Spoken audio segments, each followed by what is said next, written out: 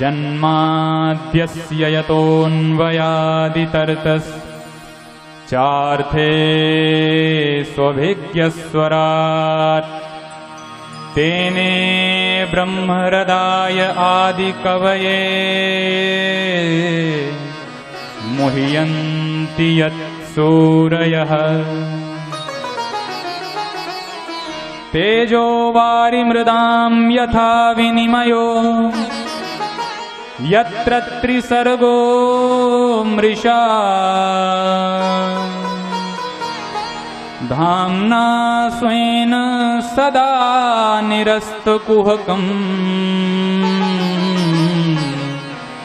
सत्यं परं धीमहि।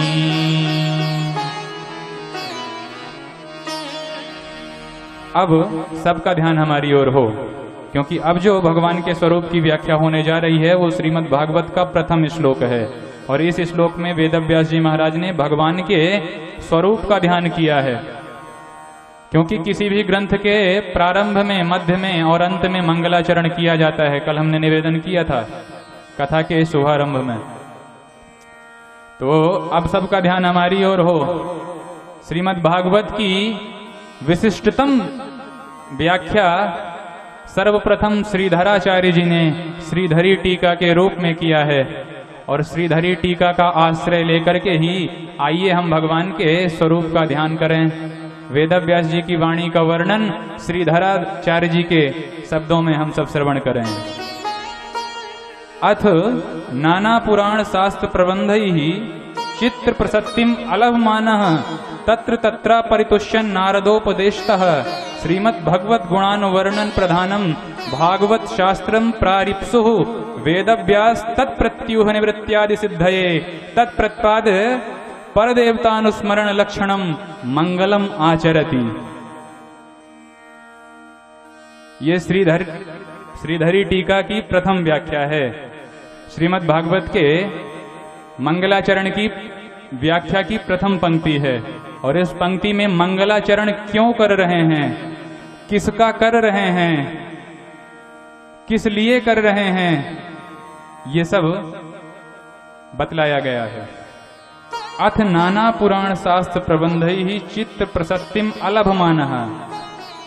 विभिन्न ग्रंथों की रचना करने के बाद भी वेदव्यास जी के चित्त में शांति अलभमानः मने नहीं हुई।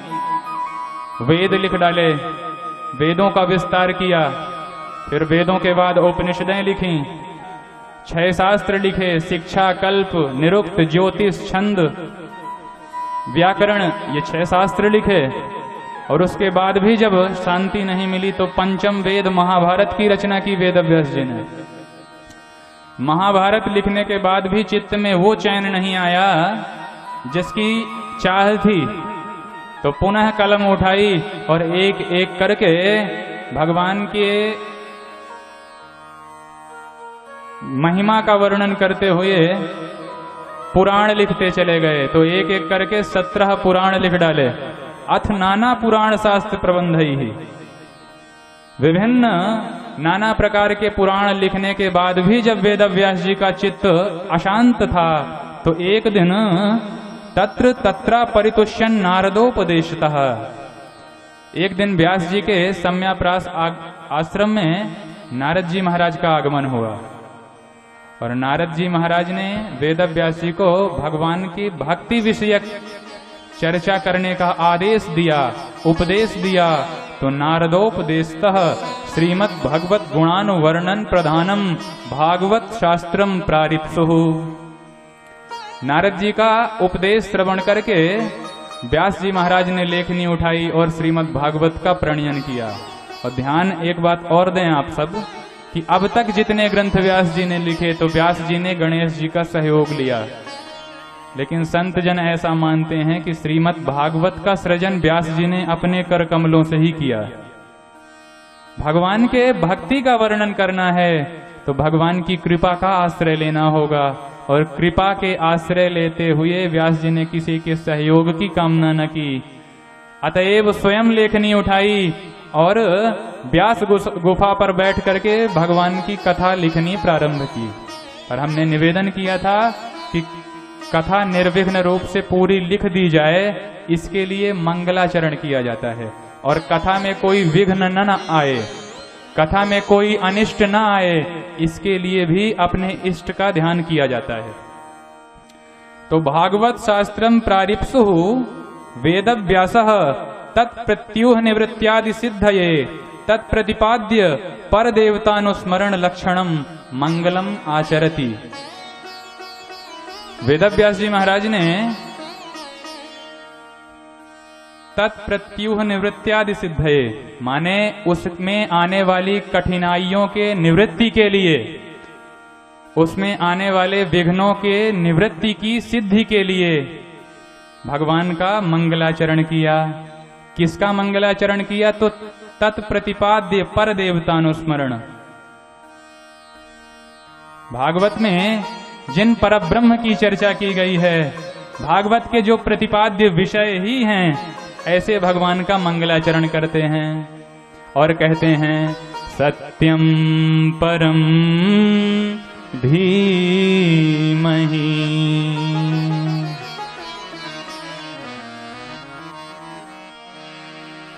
सत्यम सच्चिदानंद स्वरूपम परम परमेश्वरम धीमहि ध्यायेम।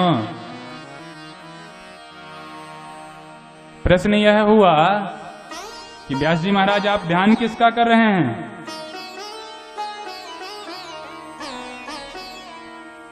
किस सत्ता का ध्यान कर रहे हैं? किस देवता को प्रणाम कर रहे हैं? तो व्यास जी ने कहा हम सत्य को प्रणाम कर रहे हैं। सत्यम सच्चिदानंद स्वरूपम परम परमेश्वरम धीमहि ध्यायेम इत्यर्थः। ध्यायेम इत्यर्थः। ध्यान करने के लिए, ध्यान करने योग्य हम परम पुरुष आदि पुरुष सत्य स्वरूप भगवान सच्चिदानंद का स्मरण कर रहे हैं। अच्छा, तो वो परम सत्य कौन है, उसकी क्या पहचान है? तब श्रीधराचार्य जी कहते हैं कि तमेव स्वरूप तटस्थ लक्षणाभ्याम उपलक्षयति। उस परम सत्य को, उस सच्चिदानंद स्वरूप को, उस सच्चिदानंद स्वरूप परब्रह्म को दो लक्षणों के माध्यम से पहचाना जाता है, स्वरूप लक्षण और तटस्थ लक्षण। स्वरूप तटस्थ लक्षणाभ्याम उपलक्षयति। तो यत्र स्वरूप लक्षणम सत्यम इति, भगवान का जो स्वरूप लक्षण है वह सत्य स्वरूप में है।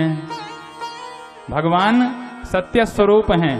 हमने कल निवेदन किया था कि भगवान के अतिरिक्त अन्य कोई भी सत्य नहीं है, क्योंकि भगवान की सत्ता ही तीनों काल में एकमात्र सत्य है। शेष किसी की सत्ता सत्य नहीं है। अतएव भगवान सत्य घन हैं, सत घन हैं। यत्र यस्मिन् ब्रह्मणि त्रयाणाम माया गुणानाम तमो रजः सत्वानाम सर्गो भूतेन्द्रिय देवता रूपो अमृषा सत्यः।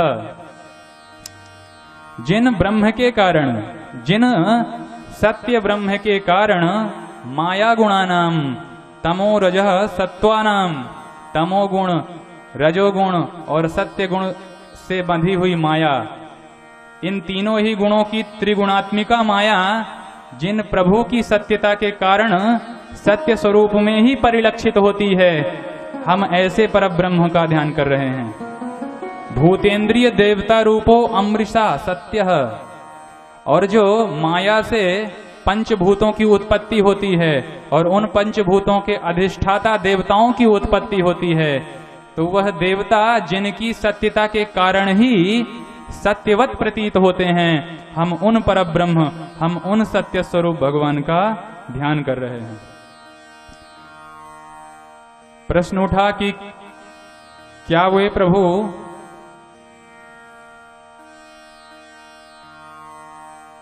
सारी सृष्टि में एक समान रूप से व्याप्त हैं? तो श्रीधराचार्य जी कहते हैं कि पूरी व्याख्या व्यास जी ने जो की है मंगलाचरण में, उसके अनुसार भगवान की सत्यता के कारण ही यह असत्य जगत भी सत्यवत ही प्रतीत होता है। ये भगवान का स्वरूप लक्षण बतला रहे हैं। हम जगत में रहते हैं और जब तक हम जगत में रहते हैं तो हम इस जगत को सत्य ही मानते हैं, इस जगत को हम सत्य ही मानते हैं। वस्तुतः यह जगत असत्य है। तो यत् सत्यतया मिथ्या सर्गोपि सत्यवत प्रतीयते तम परम सत्यम इत्यर्थः। जिनकी सत्यता के फलस्वरूप यह असत्य जगत भी सत्यवत ही प्रतीत होता है। जासु सत्यता ते जड़ माया, जासु सत्यता ते जड़ माया, जासु सत्यता ते जड़ माया, जासु सत्यता ते जड़ माया। भास सत्यैव मोह सहाया, भास सत्यैव मोह सहाया, भास सत्यैव मोह सहाया, भास सत्यैव मोह सहाया। जासु सत्यता ते जड़ माया, जासु सत्यता ते जड़ माया, जासु सत्यता ते जड़ माया। तो उन परम सत्य सच्चिदानंद भगवान के सत्य होने के कारण ही उनकी सत्यता के उपलक्ष्य में यह सृष्टि असत्य होती हुई भी सत्यवत प्रतीत होती है। यत् सत्यतया मिथ्या सर्गोपि सत्यवत प्रतीयते। जिनकी सत्यता से यह असत्य जगत सत्य लगता है, ऐसे सत्य स्वरूप भगवान श्री कृष्ण का हम सब ध्यान करते हैं। कैसे सत्य लगता है? तो अत्र दृष्टान्तः तेजो वारि मृदाम यथा विनिमय इति। व्याकरण में विनिमय कहते हैं व्यत्ययो। विनिमय का अर्थ होता है व्यत्यय, और व्यत्यय का अर्थ है अन्योस्मिन् अन्यावभासः। है तो कुछ और दिख कुछ रहा है, इसको कहते हैं विनिमय। जो हो कुछ और प्रतीत उसमें कुछ और ही हो, उसे विनिमय कहते हैं। तो व्यास जी उदाहरण देते हैं तेजो वारि मृदाम यथा विनिमयो। ये मूल का श्लोक है।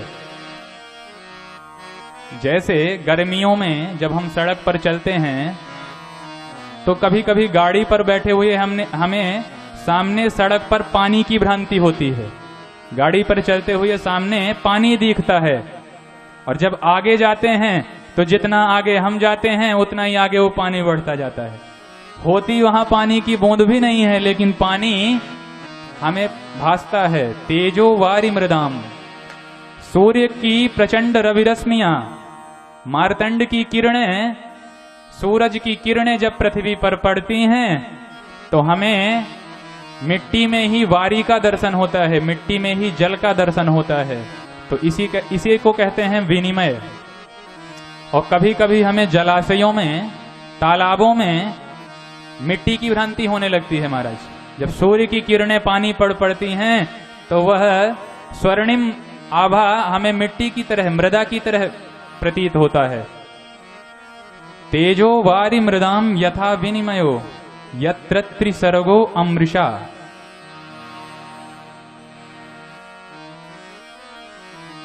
इसी बात को गोस्वामी जी ने रामचरितमानस में समझाया है कि जैसे रज्जू में हमें सर्प का भ्रम हो जाए, रज्जू कहते हैं रस्सी को, जैसे रस्सी में हमें सर्प की भ्रांति होती है। कभी कभी अंधेले कमरे में अचानक घुसो और सामने कोई काला डंडा डला है, काली रस्सी पड़ी है, तो उसमें हमें सांप दिखाई देने लगे। तो रज्जौ यथा हेर भ्रमः, रज्जौ यथा अहेर, अही कहते हैं सर्प को, तो इसे विनिमय कहा जाता है। व्याकरण की दृष्टि से इसे व्यत्यय कहा जाता है। अन्योस्मिन् अन्यावभासः व्यत्ययः इत्यर्थः। तेजो वारिमृदां यथा विनिमयो यत्र त्रिसर्गो मृषा।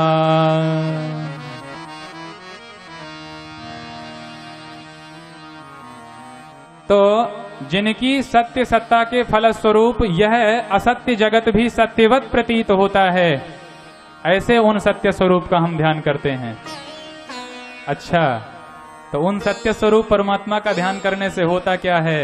तो कहते हैं धाम्ना स्वेन सदा निरस्तकुहकम्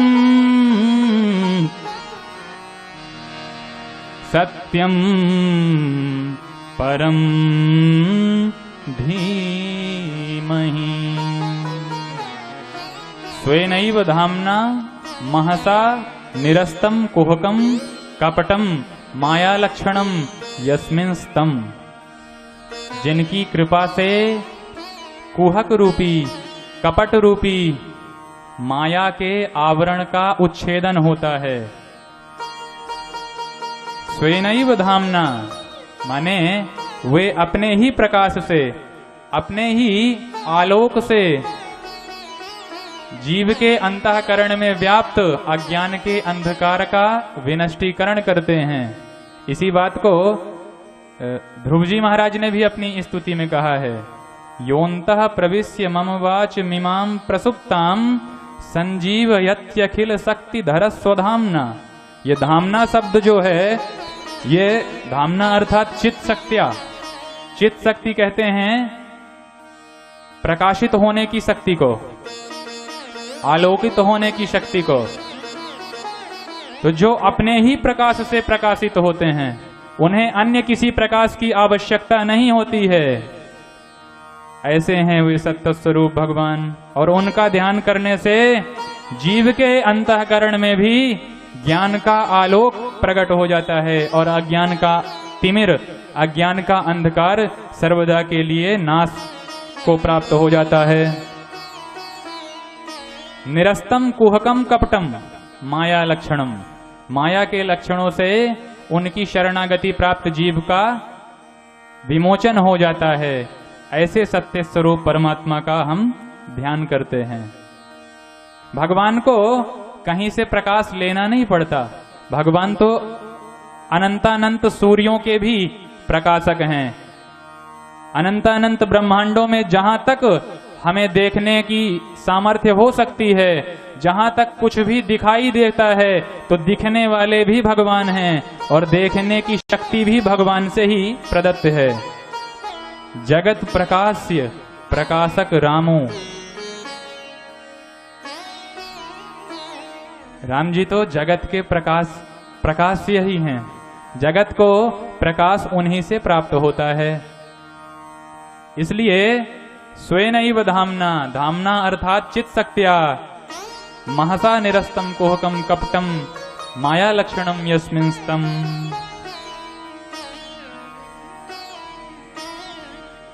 तो ये भगवान का स्वरूप लक्षण हुआ। अब दूसरा लक्षण है तटस्थ लक्षण। तटस्थ लक्षण ये तो भगवान का कार्य हुआ कि भगवान करते क्या हैं।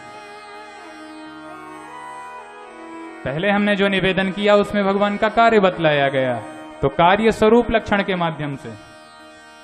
और अब तटस्थ लक्षण के माध्यम से बतलाते हैं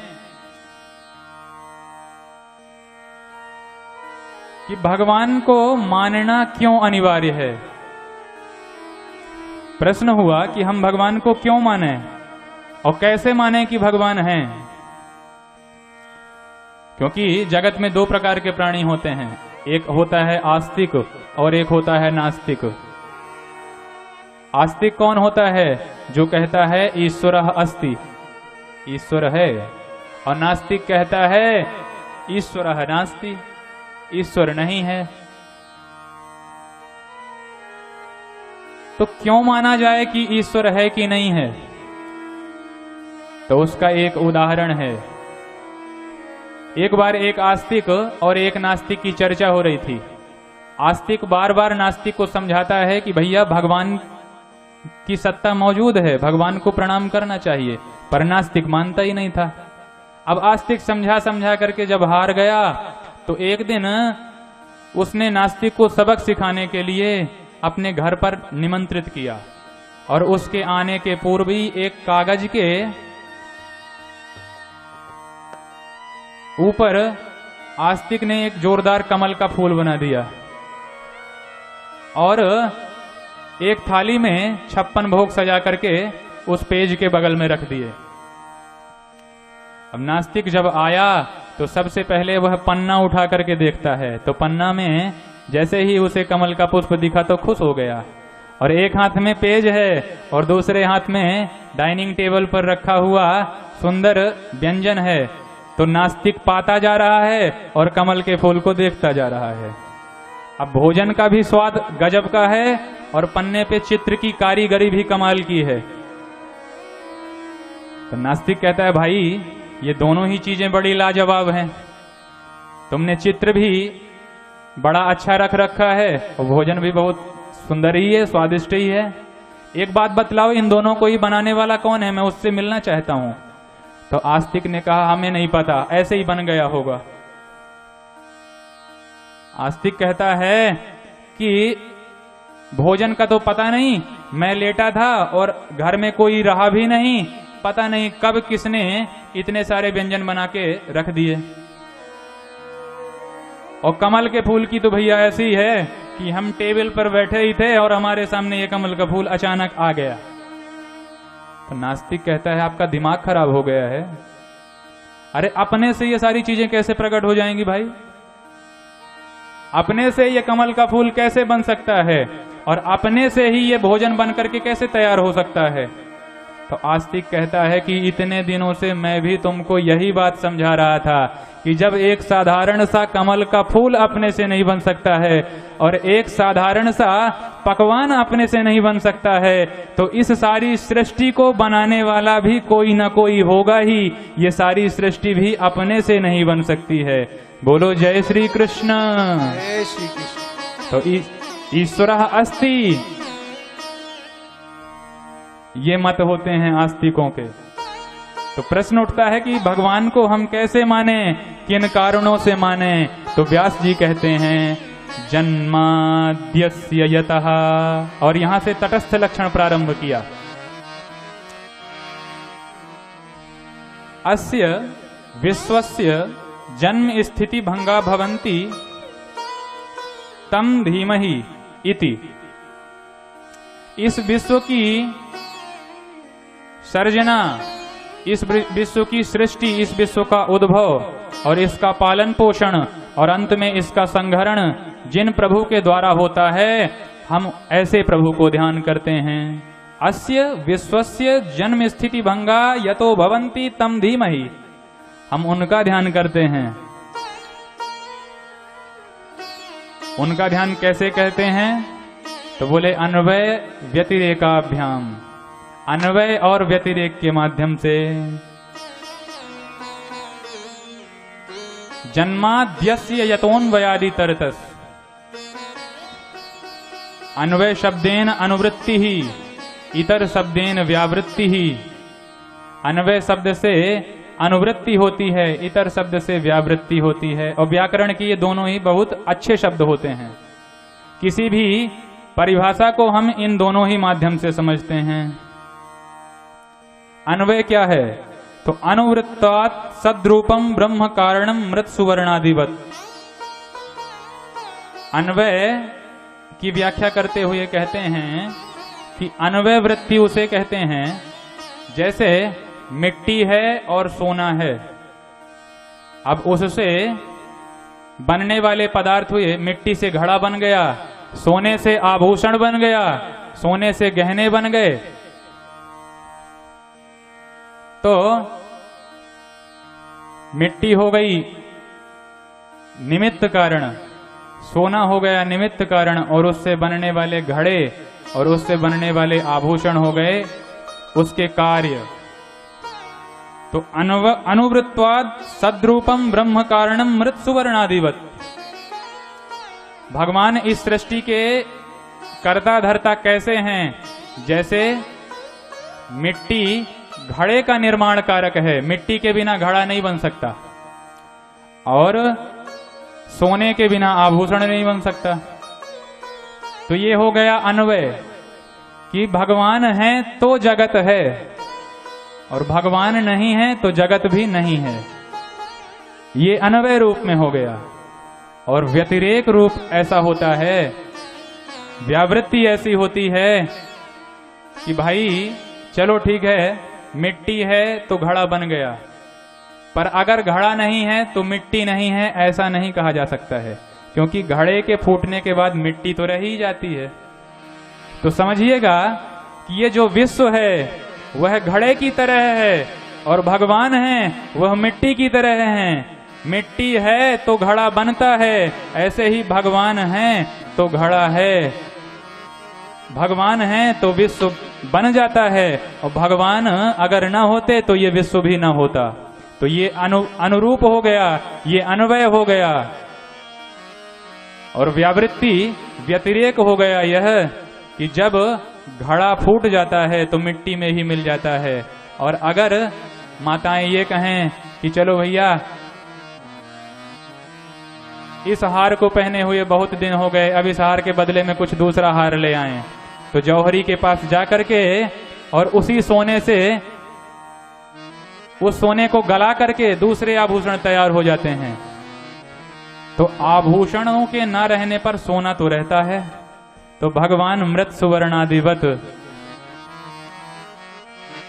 ये व्यतिरेक हो गया कि जगत जब नहीं भी है तब भी जिसकी सत्ता एकमात्र बचती है वह भगवान ही है। इसलिए सत्यम ज्ञानम अनंतम ब्रह्म,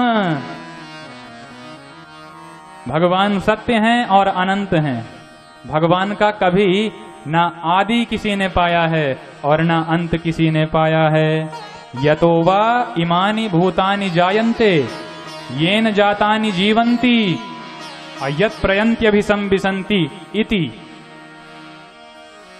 उपनिषद में वेद भगवान कहते हैं कि यतो वा इमानि भूतानि जायन्ति, जिससे सारी सृष्टि उत्पन्न होती है और जिसके कारण यह सृष्टि संचालित होती है और जिसमें यह सृष्टि अंत में समा जाती है, हम तो उस परमात्मा का ध्यान कर रहे हैं।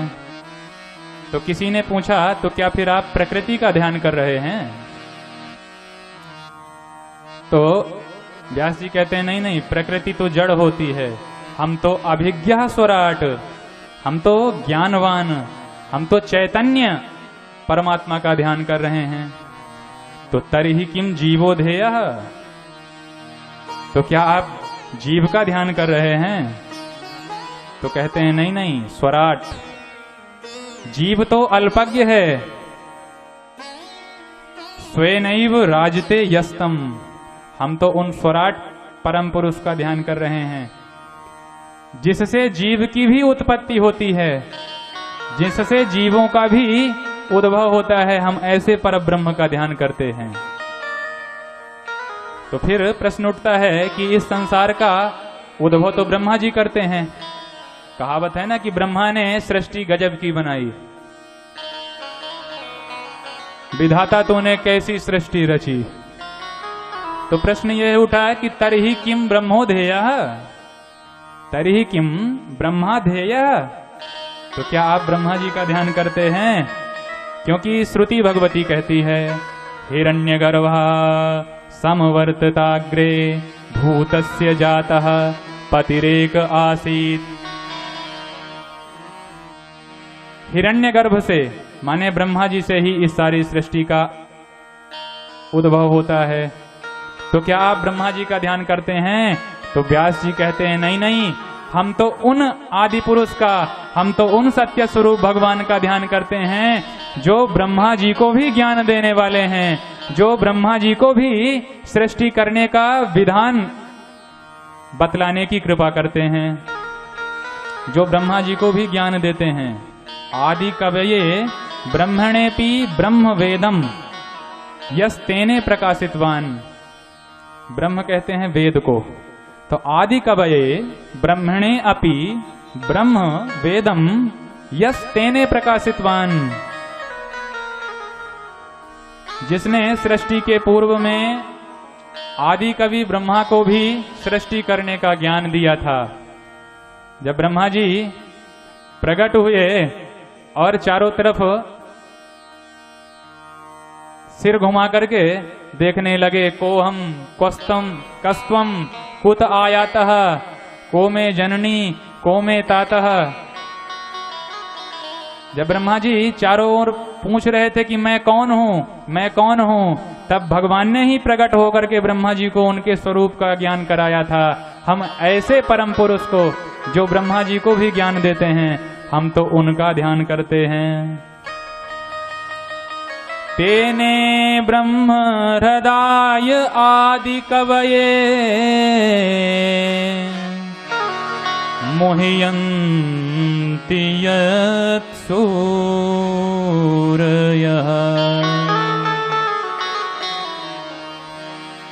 सूरयः विद्वांसः अपि यत् मोहयन्ति मोहं प्राप्नुवन्ति।